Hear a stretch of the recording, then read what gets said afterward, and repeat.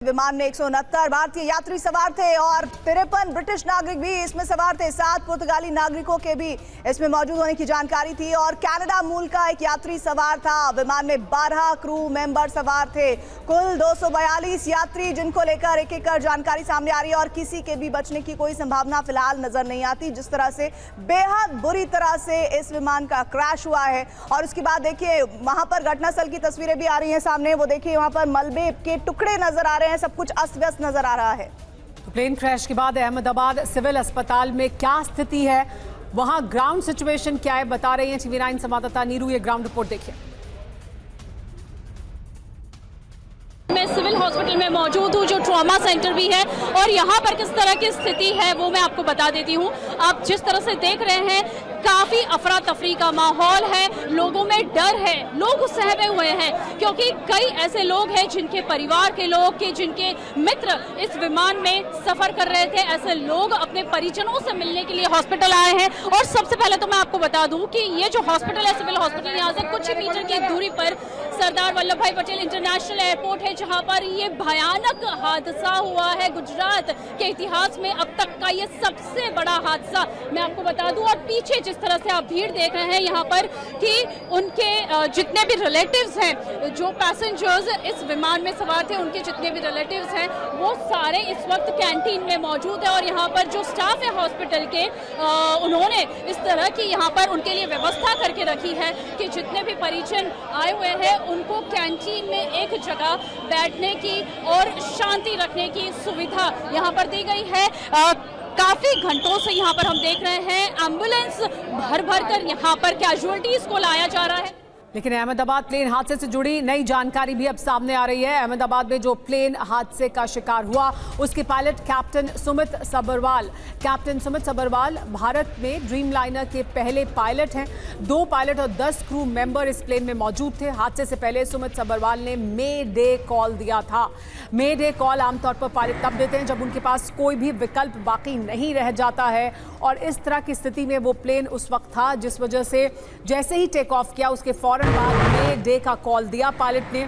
2 pilot थे इसमें सवार और 10 क्रू मेंबर थे, यानी 12 क्रू के सदस्य थे इस ड्रीम लाइनर प्लेन में। और आइए अब आपको प्लेन के पायलट कैप्टन सुमित सब्बरवाल के बारे में बताते हैं। कैप्टन सुमित सब्बरवाल भारत में ड्रीम लाइनर के पहले पायलट, एयर इंडिया के वरिष्ठ पायलटों में से वो एक हैं। बोइंग 787 उड़ाने का उन्हें लंबा तजुर्बा है।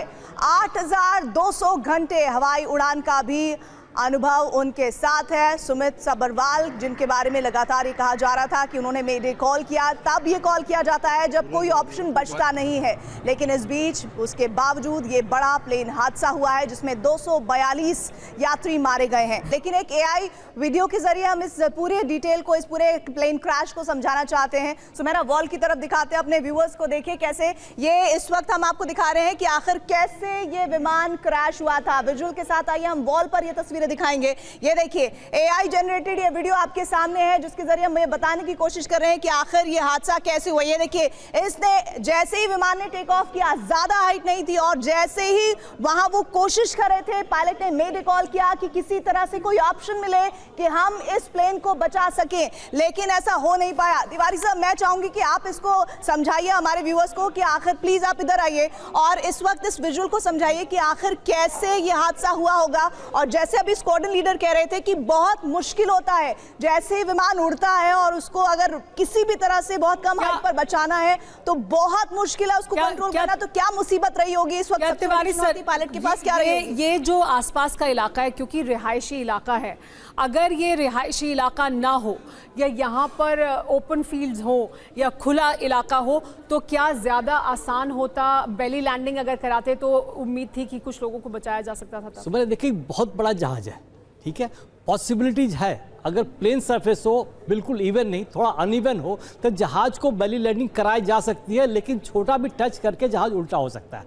अब ये फायर किससे लगता है? जैसे विंग टिप पर डैमेज होगा तो जितना फ्यूल है, ये 11-10 घंटे की फ्लाइट टाइम थी, खूब सारा फ्यूल लेके एयरबोर्न हो रहा था, तो छोटा सा भी लीक होगा, जहाँ टकराएगा आग पकड़ेगी। तो इतने बड़े जहाज को लैंड करना, जैसे बताया था कि पानी अगर हो, प्लेन सरफेस हो, फुटबॉल फील्ड हो, बड़ी सी, हो सकता लैंड कर सकते हैं। मैं एक इंसिडेंट देना चाहूँगा। एक हमारे विंग कमांडर लॉर्ड थे, उन्होंने मिग एयरक्राफ्ट जिसमें एक ही इंजन था, इंजन फेल हो गया था, उन्होंने इजेक्ट नहीं किया बल्कि जामनगर में लैंड करने की कोशिश की एंड सर्वाइव कर गया and came out of it. Aircraft damage हो गया, इसकी पॉसिबिलिटीज हो सकती है, लेकिन इसका लेंथ देखिए, विंग टिप कितना ज्यादा है, क्योंकि दूसरी जगह चाहिए, हाँ विंग टिप क्लियर होना चाहिए। देखिए हम एक बार फिर से तस्वीरें दिखाते हैं। गुंजाइश नहीं बची, 3 विजुअल्स में दिखाना चाहती हूँ, 3 विजुअल इस हादसे से जुड़े हुए, इस विमान क्रैश से जुड़े हुए इस वक्त 3 तस्वीरें आपके सामने हैं। ये देखिए 3 तस्वीरें।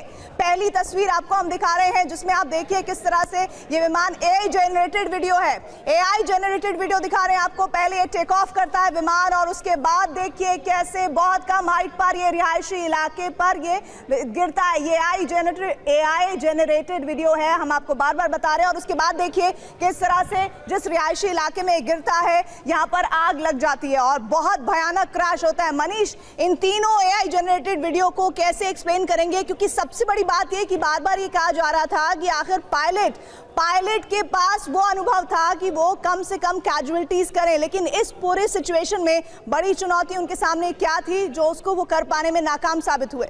जी हाँ, तो देखिए हम ये 3 तस्वीरें दिखा रहे हैं आपको। ये एआई जनरेटेड वीडियो है, यानी हम आपको ये बताने की कोशिश कर रहे हैं कि दरअसल ऐसा हुआ है। जो वीडियो सामने है, जो एक्चुअल वीडियो है, वो भी हम आपको लगातार दिखा रहे थे, लेकिन ये एआई जनरेटेड वीडियो है ये बताने के लिए कि किस तरह से इस प्लेन ने टेक ऑफ किया है।